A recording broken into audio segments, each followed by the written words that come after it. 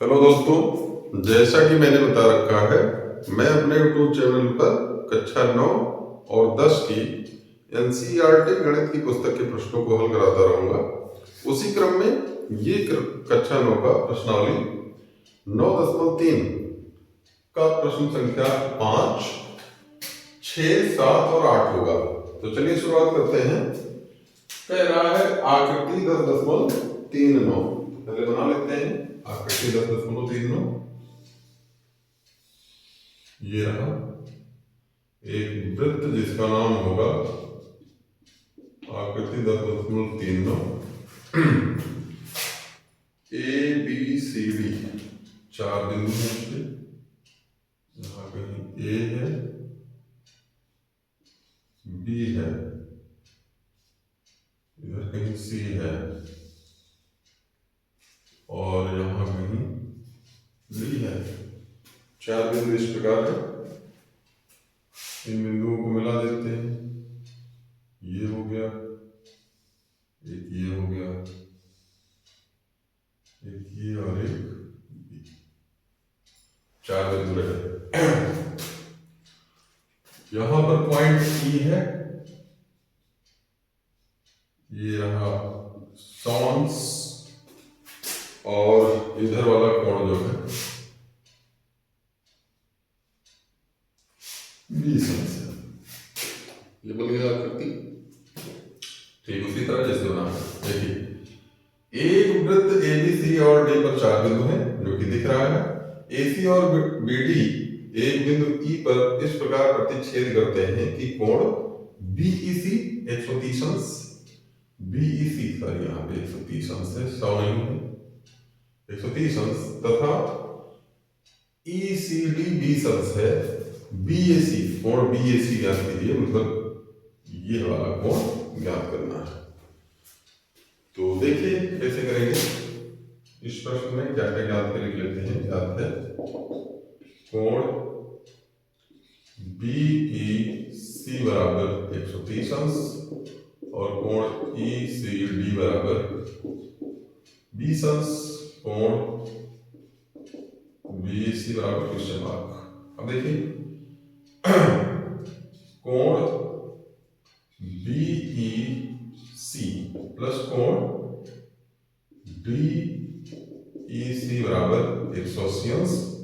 क्यों? कोणों का रैखिक युग्म जिसको एलपीए कहते हैं अंग्रेजी में शॉर्टकट में, कोणों का रैखिक युग्म हो गया। अब ये देखिए ये रहा 130 अंश प्लस कोण डीईसी 180 अंश। तो कोण डीईसी बराबर 180 अंश माइनस 130 अंश बराबर 50 अंश। कौन सा कोण निकल आया? ये वाला। अब इस त्रिभुज में चलते हैं ना। त्रिभुज डीईसी में कोण डी प्लस कोण डीईसी प्लस कोण ईसीडी बराबर 180 अंश। कारण क्या होगा? त्रिभुज के सभी कोणों का योग, सभी कोणों का योग। ये देखिए कोण डी प्लस डीईसी, डीईसी अभी हमने निकाला 50 अंश प्लस कोण ईसीडी, ईसीडी 20 अंश होता है और बराबर 180 अंश। 50 70 उधर जाएगा, कम हो जाएगा। कोण डी बराबर 180 अंश माइनस 70 अंश 110 अंश। कोण डी बराबर, और ध्यान से देखिए कोण बीएसी बराबर कोण डी। क्यों? क्योंकि ये एक ही वृत्तखंड के कोण है, एक ही जीवा के अंत बिंदुओं से ये यहाँ पे मिल रहा है और बी और सी से ही ये दोनों भुजाएं जाके यहाँ पर भी वृत्त पर मिल रही हैं, वृत्त के एक ही तरफ। तो क्या लिखेंगे? एक ही वृत्तखंड के कोण और बराबर कितना आ जाएगा? 110 अंश। ये हो गया उत्तर। तो इस प्रकार से जो है पहले प्रश्न का जो 5वां था उसका उत्तर आ चुका है 10.5, 5वें का 110 अंश। आप चाहें तो नोट कर लें इसको। अब हम चलेंगे अगले प्रश्न पे।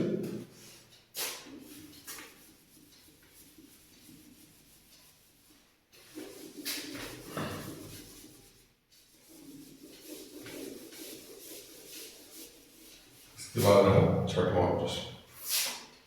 6वां क्या कह रहा है? चक्रीय चतुर्भुज ABCD, हाँ ABCD एक चक्रीय चतुर्भुज है जिसके विकर्ण एक बिंदु E पर प्रतिच्छेद करते हैं। यदि तो पहले ABCD एक चक्रीय चतुर्भुज बना लेते हैं, उसके बाद प्रश्न के अनुसार चलते हैं। एक चक्रीय चतुर्भुज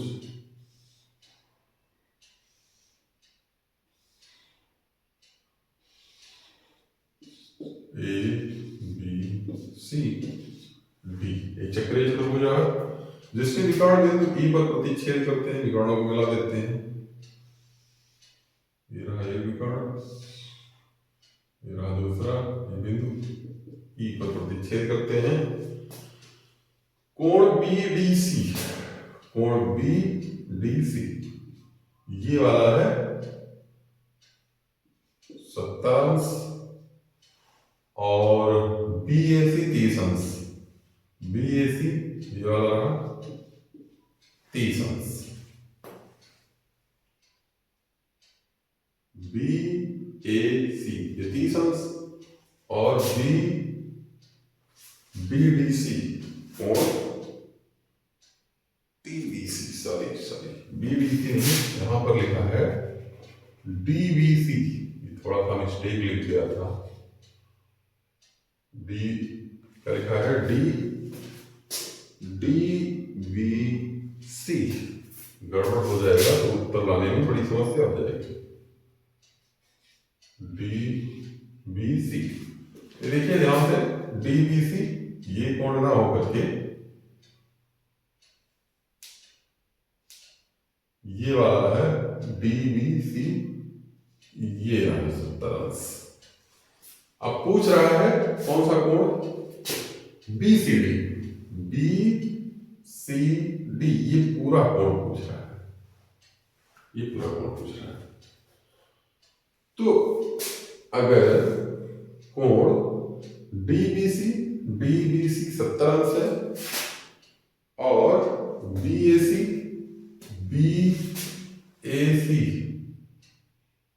अरे भाई DBC 70 अंश और BAC 30 अंश है,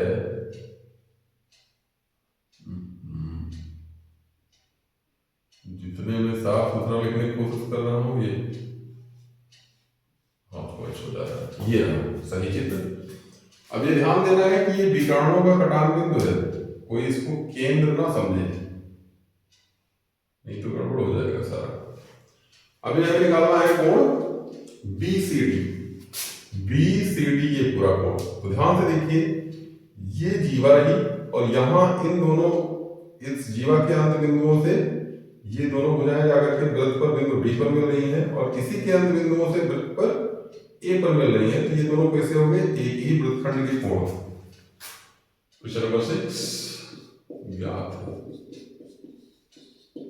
क्या क्या ज्ञात है नोट कर लेते हैं। कोण DBC, कोण DBC बराबर DBC 70 अंश, कोण BAC 30 अंश, कोण BCD बराबर क्वेश्चन मार्क। अब देखिए, क्योंकि कोण D बराबर, कोण D ना लिख करके पूरा लिखते हैं क्योंकि दो कोण बन रहा है। कोण BDC, कोण BDC बराबर कोण BAC। कारण क्या लिखेंगे? एक ही वृत्तखंड के कोण। अच्छा, इस हाँ ये लिख लिया, एक ही वृत्तखंड के कोण। तो अब बताइए बराबर कितना आ जाएगा? BAC तो पता ही है 30 अंश बराबर 30 अंश। ये हो गया, इसलिए कोण BDC बराबर 30 अंश। अब ध्यान से देखना है कि हमको चाहिए ये पूरा कोण, और हमने ये कोण और ये कोण पता कर लिया। अब हम चलेंगे त्रिभुज में, त्रिभुज में बड़े आसानी से हो जाएगा। अब त्रिभुज BDC में कोण B प्लस कोण BDC प्लस कोण BCD बराबर 180 अंश। कारण करके है त्रिभुज के सभी कोणों का योग। अब देखिए कोण B 70 अंश है, जिसको कोण B 70 अंश है, या इसको DBC भी कह सकते हैं, कोण BC ऐसे नाम दे दें तब भी ठीक है। तो ये देखिए 70 अंश है, और प्लस BDC अभी निकाला 30 अंश, प्लस कोण BCD बराबर 180 अंश। 70 30 100 ये उधर जाएगा, कम कर देगा, तो BCD बराबर 180 अंश माइनस 100 अंश बराबर 80 अंश। और BCD ही ज्ञात करना था, तो इस प्रकार से ये भी उत्तर आ चुका है, कोण BCD बराबर 80 अंश। अब आगे कह रहा था कि यदि AB बराबर BC हो जाए, मतलब AB और BC ये भुजाएं बराबर हो जाए, तो कोण ECD ज्ञात कीजिए। तो ECD कैसे ज्ञात करेंगे? जो हमारा त्रिभुज बना हुआ है, अगर दो भुजाएं बराबर हो जाती हैं तो कितना आ जाएगा? ये वाला कोण छोटा सा, देखने से ही पता चल रहा है। अगर ये भुजा इसके बराबर हो गई तो ये कोण और ये कोण बराबर हो जाएगा। देखिए एक उत्तर तो ये हो चुका है पुनः, चूंकि AB बराबर BC, इसलिए कोण BAC या ये कहूं BCA बराबर कोण BAC त्रिभुज के समान भुजाओं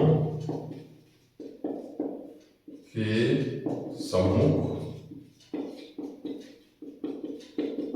कोण बराबर कितना आ जाएगा? ये तो BAC तो पता ही है 30 अंश, 30 अंश, और ये कितना होगा? BCA, मतलब ये वाला कोण भी 30 अंश आ गया। अब देखिए कोण, कौन सा कोण? कोण DCE या ECD, कोण ECD प्लस कोण ECB बराबर कोण BCA। इस चित्र में देख करके समझा जा सकता है, क्योंकि ये छोटा सा कोण और ये छोटा सा कोण मिला करके ये पूरा कोण बन गया। तो अब देखिए BCA तो पता है, यहाँ पे लिख देता हूँ, कट जाएगा पता नहीं, देख लो वीडियो से कटने ना पाए, नहीं कटा। तो अब देखिए ECD, ये तो हमको निकालना ही है, कोण ECD कोण ECD प्लस कोण ECB, कोण ECB इसी का नाम है BCA। चलो BCA लिख दिया हमने, बराबर 20 BCA हो गया, और BCA नहीं, यहाँ पर BCD होगा, क्योंकि ये छोटा सा कोण ये छोटा सा कोण मिला के पूरा कोण, इस पूरे का नाम है BCD। तो ECB मतलब BCA और बराबर BCD तो अभी मैंने निकाला, BCD ये कितना है? 80 अंश। तो ECD कोण ECD प्लस कोण BCA निकाला, BCA 30 अंश बराबर 80 अंश, तो कोण ई सी डी बराबर 80 अंश माइनस 30 अंश और बराबर 80 में से 30 गया, 80 में से 30 निकल जाएगा तो आएगा 50 अंश। ये भी उत्तर हो चुका है। तो इस प्रकार छठवें प्रश्न का भी उत्तर आ चुका है। इसको भी आप नोट कर ले जाए तो चलेंगे सातवें प्रश्न पे।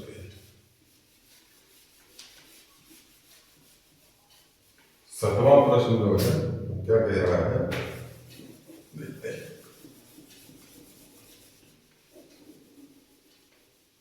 कह रहा है यदि एक चक्रीय चतुर्भुज के विकर्ण उसके शीर्षों से जाने वाले व्यास हों तो सिद्ध कीजिए कि वह एक आयत है। तो देखिए अब यहां थोड़ा सा चतुर्भुज वाले चैप्टर की कुछ बातें याद करनी पड़ेंगी। अगर चक्रीय चतुर्भुज, कोई भी चक्रीय चतुर्भुज है, मान लेते हैं इसका नाम है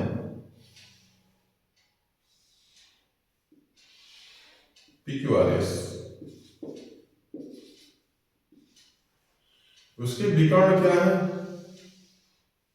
विकर्ण जो है वो वृत्त के व्यास है, मतलब विकर्णों का घटान बिंदु वो क्या है? इनका वृत्त का केंद्र है। तो सिद्ध करना है वह एक आयत है। क्वेश्चन नंबर 7 क्या ज्ञात है? ज्ञात है चक्रीय चतुर्भुज PQRS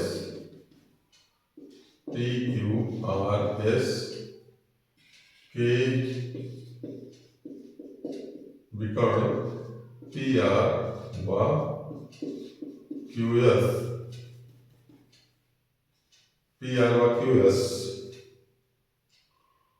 वृत्त के PR व QS थोड़ा और शॉर्ट में लिखते हैं O केंद्र वाले वृत्त के व्यास हैं।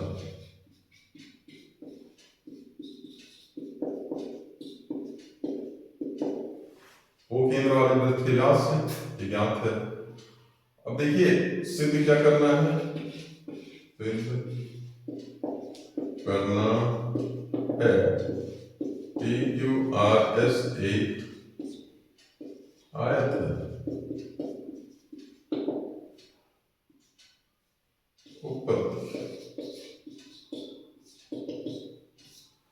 भाई अगर हमें आयत सिद्ध करना है तो सबसे पहले हमें क्या करना होता है? किसी समांतर चतुर्भुज का एक कोण 90 अंश दिखाना होता है। तो सबसे पहले इस चक्रीय चतुर्भुज को हम समांतर चतुर्भुज दिखाएंगे, उसके बाद दिखाएंगे कि इसका कोई एक कोण 90 अंश है। अगर ऐसा मिल जाता है तो आयत होने की जो सारी शर्तें हैं वो किसी भी चतुर्भुज में आ जाती हैं। देखिए सबसे पहले हमें समांतर चतुर्भुज दिखाने के लिए चैप्टर नंबर 8 में रिटर्न होना पड़ेगा, जिसमें चतुर्भुज के कई प्रकार हमने पढ़ रखे थे और समांतर चतुर्भुज के कई गुण पढ़ रखे थे जो प्रमेय के माध्यम से थे। उसमें से एक चीज ये भी पढ़ा था कि यदि किसी चतुर्भुज के विकर्ण एक दूसरे को समविभाजित करें तो भी वह एक समांतर चतुर्भुज होता है। वही नियम यहाँ पे लगाए थे। अब देखिए चूंकि विकर्ण QS व PR O केंद्र वाले वृत्त के व्यास हैं, इसलिए बिंदु O बराबर विकर्णों का घटान बिंदु, विकर्णों का घटान बिंदु या प्रतिच्छेद बिंदु ये हो गया। और इसलिए OP बराबर OR तथा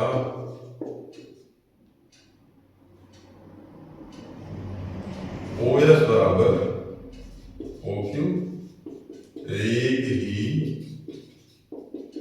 वृत्त की भुजाएं ये और ये बराबर होंगी, यहां तक कि ये सारे बराबर होंगे, लेकिन हमें जितने की जरूरत है वही लिख रहे हैं। दिस इंप्लाइज दैट विकर्ण एक दूसरे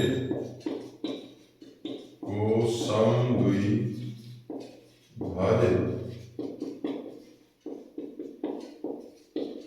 करते हैं, इसलिए PQRS एक समांतर चतुर्भुज है। ये समांतर चतुर्भुज हो गया। पुनः चूंकि QS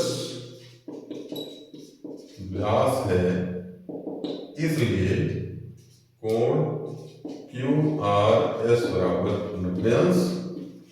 अर्धवृत्त का कोण, अर्धवृत्त का में बना कोण, अर्धवृत्त में बना कोण, और ये आप जानते हैं कि अर्धवृत्त में बना कोण बराबर होता है। दिस इंप्लाइज दैट समांतर चतुर्भुज PQRS का एक कोण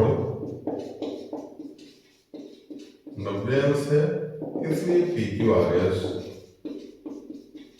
एक आयत है।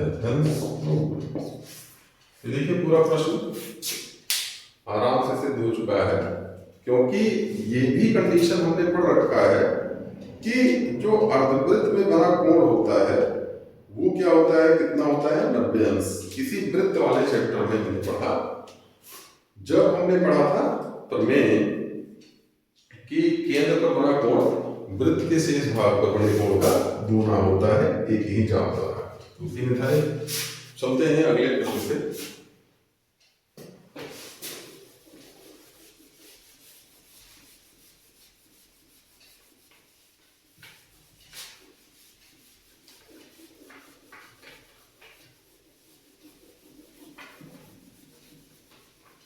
अगला प्रश्न जो क्वेश्चन नंबर 8 है वो थोड़ा सा लंबा है, इसलिए मैं बोर्ड पे जगह बना लेता हूँ ताकि लिखने का जगह बचा रहे,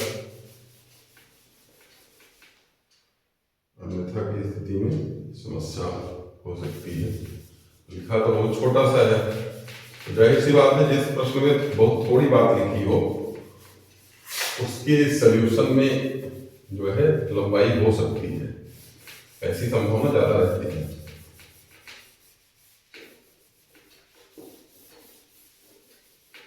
देखते हैं, ये कह रहा है यदि एक समलंब की असमांतर भुजाएं बराबर हो, समलंब है पहली बात, देखिए कुछ भी नाम दे सकते हैं इसमें ना, समलंब है, PQRS दे दें या ABCD दे दें, इसकी दो भुजाएं समांतर होती हैं, PQRS। समांतर भुजाएं कौन सी है, PQRSR। असमांतर भुजाएं PS और QR। अब ये कह रहे हैं ये भुजाएं बराबर हैं, यानी ये वाली भुजा इसके बराबर है, तो इसमें क्या ज्ञात है लिखते हैं। क्वेश्चन नंबर 8 ज्ञात है समलंब PQRS में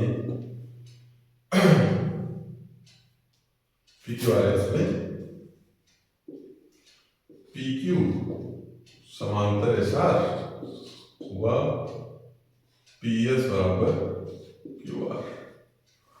भाई एक समलंब में समभुजाओं का एक ही युग्म समांतर होता है, तो जो समांतर है वो बराबर नहीं है और जो असमांतर है वो बराबर है।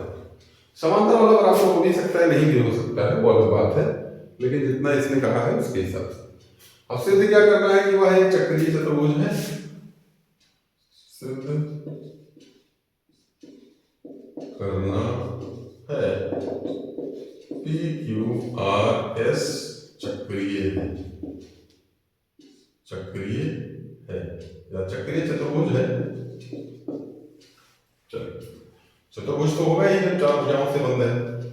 अब देखिए सिद्ध करना है, इसमें हम कर लेते हैं रचना। थोड़ी सी रचना कैसे करते हैं भाई, देखिए ये समांतर रेखाएं हैं, अगर हम ध्यान से देखें तो ये कोण मिला के 180 होगा ही होगा। और किसी चतुर्भुज को चक्रीय सिद्ध करने के लिए क्या होना चाहिए, सम्मुख भुजाओं का योग कितना होना चाहिए, 180। तो इन दोनों को जोड़ने पर 180 आएगा, क्यों, क्योंकि रेखाएं समांतर है, इसलिए सह अंतःकोणों का योगफल। अब हम प्रयास करेंगे कि किसी तरह कोण P बराबर कोण Q दिखा दें, तो P प्लस S की जगह Q प्लस S हो जाएगा, काम बन जाएगा। तो हम रचना करेंगे कैसे, यहां से डाल दिया एक लंब, ये 90 अंश, यहां से इस पे डाल दिया एक लंब, ये 90 अंश, PM QN, ये लंब डाला। देखिए PM लंब SR हुआ, QN लंब SR डाला।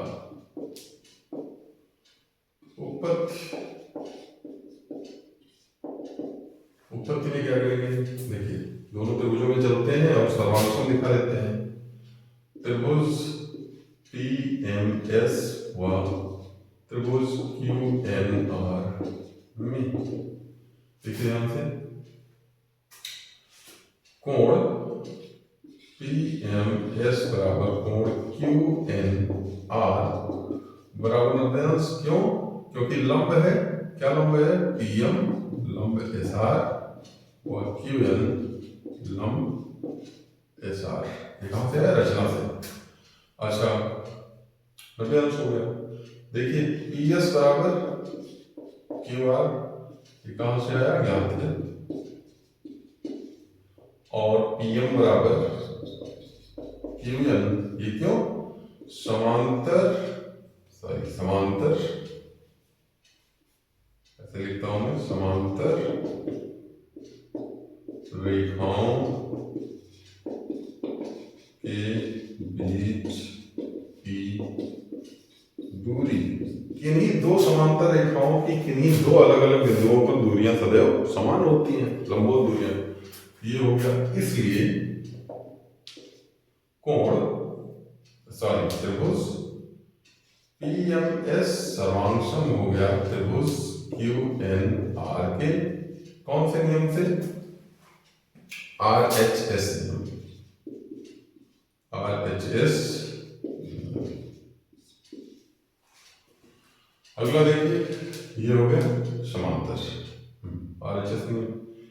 इसलिए कोण SPM बराबर कोण SPM यानी RQN, कोण RQN, और ये क्या होगा, CP। अच्छा अब पुनः देखिए, पुनः कोण PMR प्लस कोण MPQ बराबर 180 अंश। क्यों, सह अंतःकोण, क्योंकि PQ समांतर SR, इसलिए सह अंतःकोणों का योग। अब देखिए ये हो गया, तो कोण PMR प्लस कोण MPQ बराबर 180 अंश। क्यों, कोण PMR 90 अंश, क्योंकि PM लंब SR। भाई जब ये लंब है तो इधर वाला कोण 90 अंश, तो ये भी 90 अंश होगा। तो दिस इंप्लाइज दैट कोण MPQ बराबर 180 अंश माइनस 90 अंश, ये प्लस 90 उधर का 90 हो गया, तो ये घट के कितना आएगा, 90 अंश, कोण MPQ। और ठीक इसी प्रकार जिस प्रकार ये पूरा कोण MPQ 90 अंश आ गया है, ये वाला, उसी प्रकार जब ये 90 है तो ये भी 90 आएगा। यहां पे लिख लेते हैं, इसी प्रकार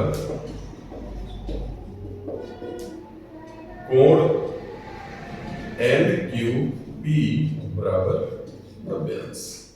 अब ध्यान से देखिए, दिस इंप्लाइज दैट कोण एसपीएम और एमपीक्यू 90 अंश है और एलक्यूपी भी 90 अंश है। तो कोण एमपीक्यू बराबर कोण एलक्यूपी, और ये हो गया समीकरण नंबर 2। समीकरण नंबर 1 हमने माना ही नहीं। समीकरण 1 प्लस 2 से समीकरण 1 प्लस समीकरण 2 से क्या मिलेगा? दोनों को जोड़ दें तो कोण एसपीएम प्लस कोण एमपीक्यू बराबर कोण आरक्यूएन प्लस कोण एनक्यूपी। और चित्र में अगर हम ध्यान से देखें इन दोनों को तो क्या मिलेगा? अच्छा, ये दोनों क्यों बराबर है? क्योंकि 90-90 थे। ये देखिए क्या बनेगा, ये छोटा सा कोण एसपीएम और एमपीक्यू, ये बड़ा सा कोण मिला करके पूरा क्या हो गया? एसपीक्यू। कोण एसपीक्यू बराबर कोण, इधर वाले में देखें तो आर क्यू एन, ये छोटा सा, और एन क्यू पी ये बड़ा सा, पूरा कोण बन जाएगा आर क्यू पी। कहां से आ गया? चित्र से। तो दिस इंप्लाइज दैट कोण P बराबर कोण Q किसमें? समलंब में। समलंब का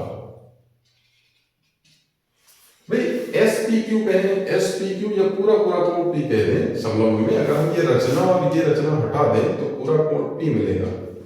अच्छा, अब इस प्रकार से देखिए, पुनः ये देखिए, पुनः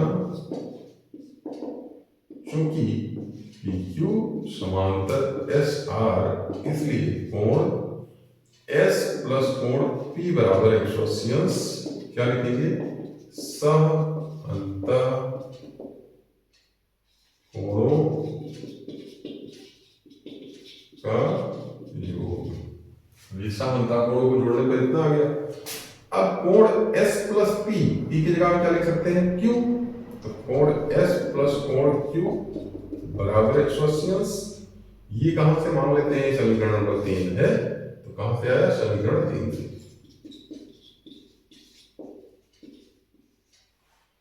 और दिस इंप्लाइज दैट